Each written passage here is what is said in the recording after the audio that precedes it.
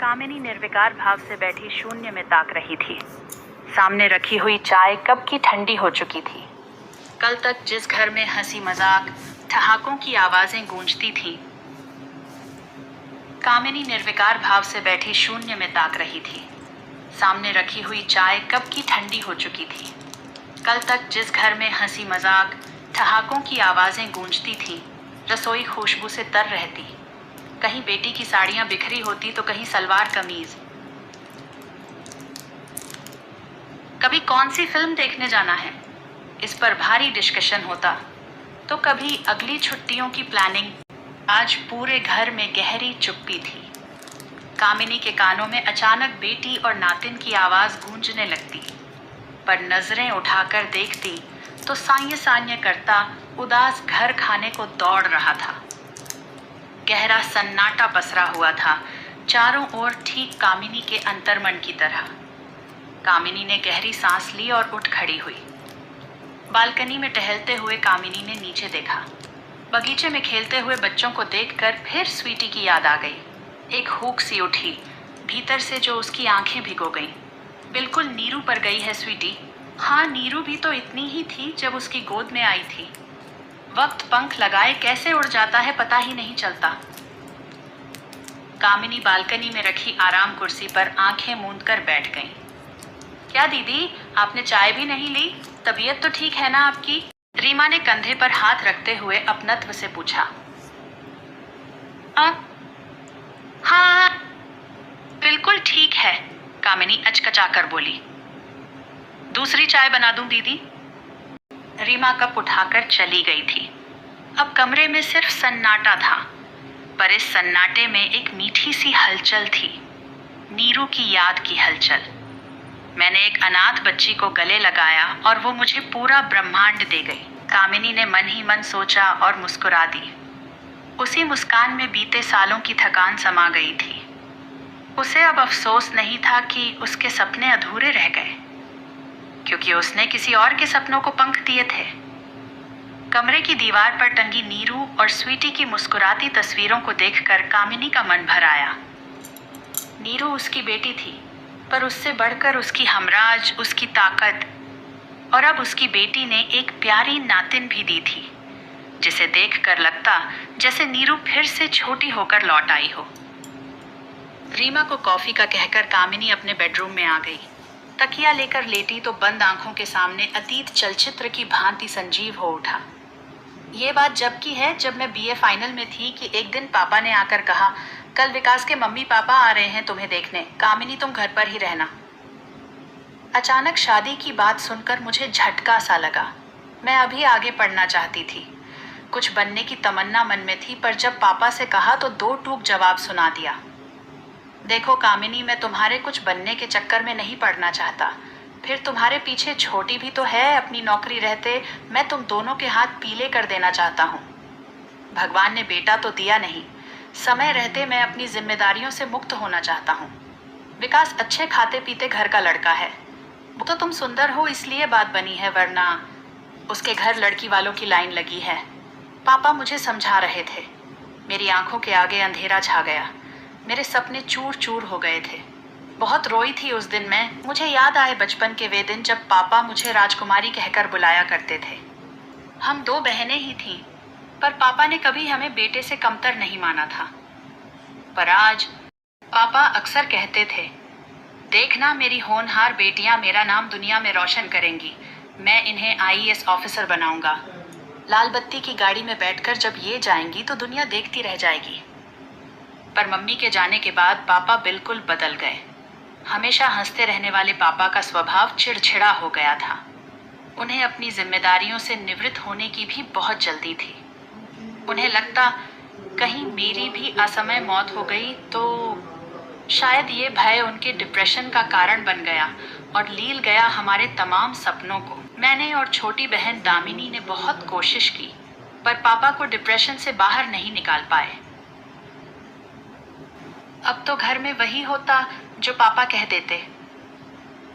जिस दिन विकास अपने मम्मी पापा के साथ मुझे देखने आए, उसी दिन मेरी और विकास की सगाई तय हो गई और परीक्षाएं खत्म होते ही विवाह बांदा कुछ इतना आनन फानन में हुआ कि सोचने समझने का मौका ही नहीं मिला। वैसे विकास मुझे भी पसंद आया। लंबा कद, गौर वर्ण और उसका शायराना अंदाज। अब मेरे सपनों में था विकास, और सिर्फ विकास। मेरी पापा से सारी शिकायतें भी रफा दफा हो गई थी। मुझे विकास से इश्क हो गया था। सच, लड़कियां भी बड़ी अजीब होती हैं। उनकी जिंदगी में इश्क का मौसम आते ही वे सब कुछ ड्रॉप कर देती हैं। सारे सपने, ख्वाहिशें, तमन्नाएं पकाने कर देती है प्रेम के हवाले। आई एम इन लव, इस एक वाक्य के सहारे वो सब कुछ छोड़कर उस शख्स के साथ उड़ जाती है, सपनों के रंगीन आसमान में, जिसे कल तक वो जानती तक नहीं थी। एक शख्स के मिलते ही नए सपने परवान चढ़ने लगते हैं।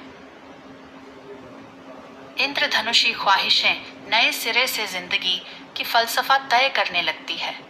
पूरी दुनिया को उसी नज़र से देखने लगती है जिन आंखों में उसे खुद के लिए प्यार दिखाई देता है। शादी के बाद ठीक ऐसा ही हाल मेरा भी था। विकास को देखकर दिन शुरू होता तो विकास की बाहों में रात टिफावत तामा का बीज। मैं वही पहनती जो विकास को पसंद था, वही करती जो विकास को पसंद आए। मेरी सोच विचार सब पर विकास का कब्जा था। विकास के प्यार का जादू मेरे सर चढ़कर बोल रहा था। मेरी जिंदगी विकास से शुरू होकर उसके आगे पीछे लट्टू की तरह नाच रही। शादी के महीने भर बाद हम हनीमून मनाने गोवा चले गए। गुलाबी सुबह, सुहानी शाम, समंदर की लहरें, खुशनुमा माहौल, पींगे भरता इश्क, काली रेत पर निशान छोड़ते कदम, बाहों में बाहें और आंखों में आंखें डाले एक दूसरे का साथ।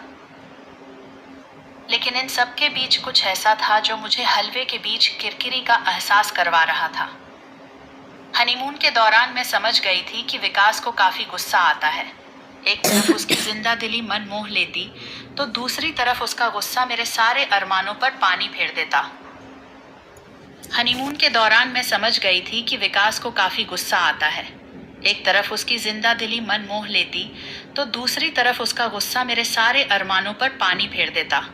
बात बात पर रोकना टोकना विकास की आदत थी। पर मैं तोला, पर मैं माशा। विकास का बर्ताव मेरे सामने बहुत से प्रश्न चिन्ह छोंच रहे थे। पर किससे कहती, क्या कहती?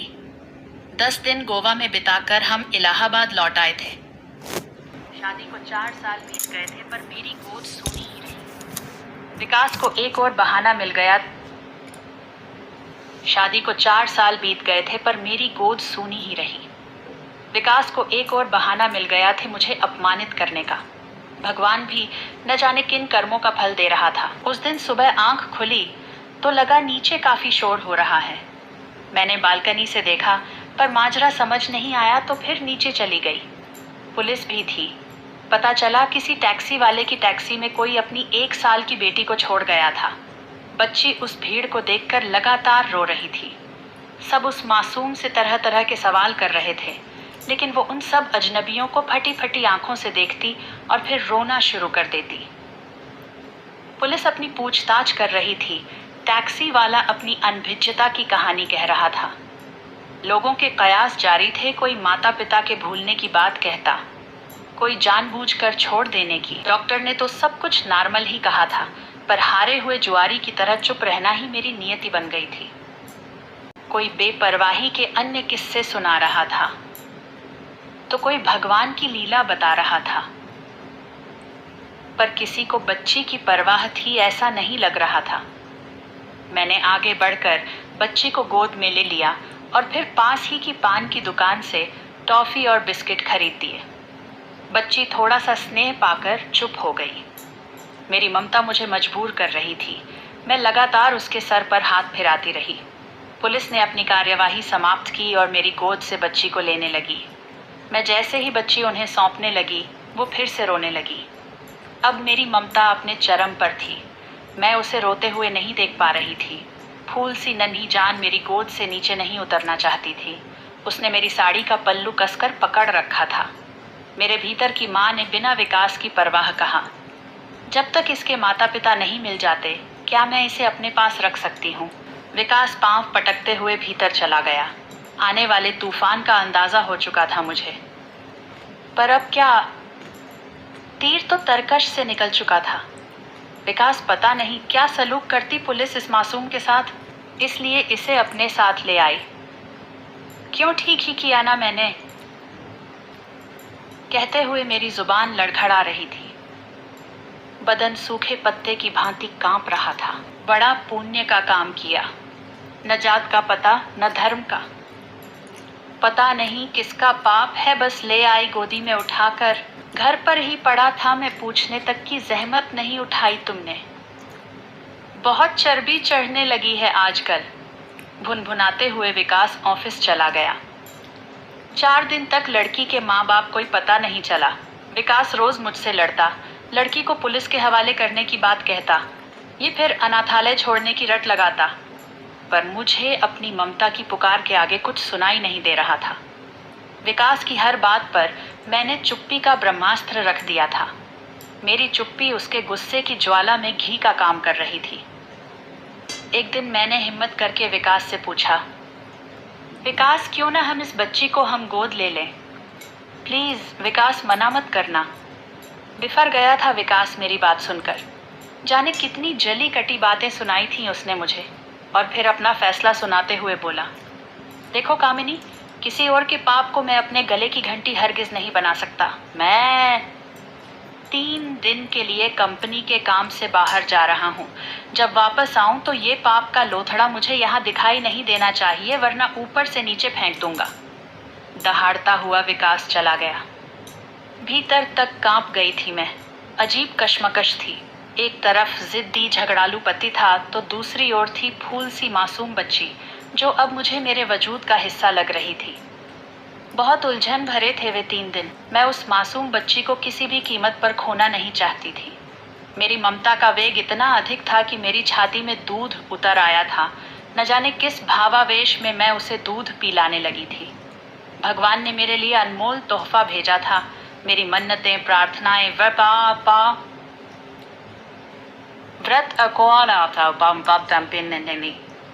उपवास सब पूरे हो गए थे।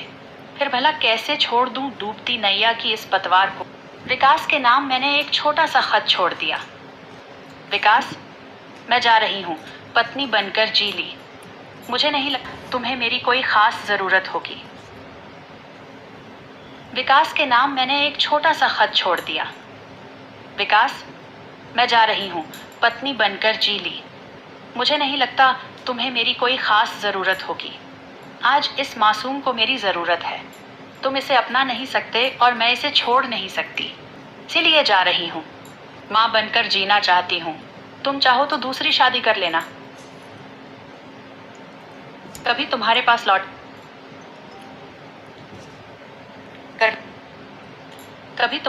लौट कर नहीं आऊंगी। मुझे जीने का मकसद मिल गया, मैं इसे खोना नहीं चाहती। कामिनी, विकास के नाम मैंने एक छोटा सा खत छोड़ दिया। विकास, मैं जा रही हूँ, पत्नी बनकर जी ली। मुझे नहीं लगता तुम्हें मेरी कोई खास ज़रूरत होगी। विकास के नाम मैंने एक छोटा सा खत छोड़ दिया। विकास, मैं जा रही हूँ, पत्नी बनकर जी ली। मुझे नहीं लगता तुम्हें मेरी कोई खास ज़रूरत होगी। आज इस मासूम को मेरी ज़रूरत है। तुम इसे अपना नहीं सकते और मैं इसे छोड़ नहीं सकती, इसीलिए जा रही हूँ। माँ बनकर जीना चाहती हूँ। तुम चाहो तो दूसरी शादी कर लेना। कभी तुम्हारे पास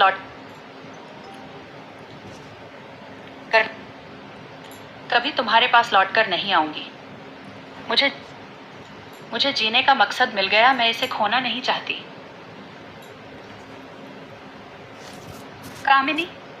कामिनी, कॉलेज में एक सामाजिक कार्यशाला के दौरान नीरू को अनाथ बच्चों के पुनर्वास पर एक रिसर्च प्रोजेक्ट मिला। इस प्रोजेक्ट के तहत उसे पुराने केस फाइल्स की स्टडी करनी थी और यहीं से उसकी ज़िंदगी ने एक नया मोड़ लिया। पुरानी फाइलों में एक नाम बार बार उसकी नज़र में आया, शिशु गृह, गोरखपुर, 2006, उसी साल जब कामिनी उसे गोद लाई थी। जिज्ञासा के साथ वह गोरखपुर पहुंची, जहां की फाइलों में एक हस्तलिखित नोट दर्ज था। शिशु, कन्या, उम्र 6 महीने, छोड़ने वाला, नाम अज्ञात, साथ में एक अंगूठी और एक सफेद रेशमी कपड़ा। नीरू को वो रेशमी कपड़ा याद आया जो उसकी माँ ने कभी पूजा के कपड़े में संभाल कर रखा था। नीरू ने वो अंगूठी जांच के लिए भेजी। कुछ ही समय में पता चला कि वह सन अंगूठी एक पुराने नामी परिवार की थी, रायचंद हाउस, जो अब भी शहर के नामचीन उद्योगपति थे। दिल कांप रहा था। क्या वही थे उसके असली माता पिता? कुछ दिनों बाद नीरू ने खुद को रायचंद हाउस के सामने पाया। बड़ी हवेली, ऊंची दीवारें और एक औरत जिसकी आंखें नीरू से मिलते ही भर आईं। तुम नीरू? आप मुझे जानती हैं? वो औरत थी सुलोचना रायचंद, जो कभी समाज के डर से अपनी बेटी को छोड़ आई थी। हमें मजबूरी थी बेटा, पर हर जन्मदिन तुम्हें याद किया। तुम्हारी वही अंगूठी मेरी नींदें उड़ाती। नीरू का दिल भर आया, लेकिन अगले ही पल उसकी आंखों में माँ कामिनी की मुस्कान तैर गई। आपने मुझे जन्म दिया, लेकिन जीना सिखाया मेरी माँ ने, कामिनी माँ ने। मैं आपको माफ करती हूँ, लेकिन माँ सिर्फ वही रहेंगी जिन्होंने मेरा हाथ कभी नहीं छोड़ा।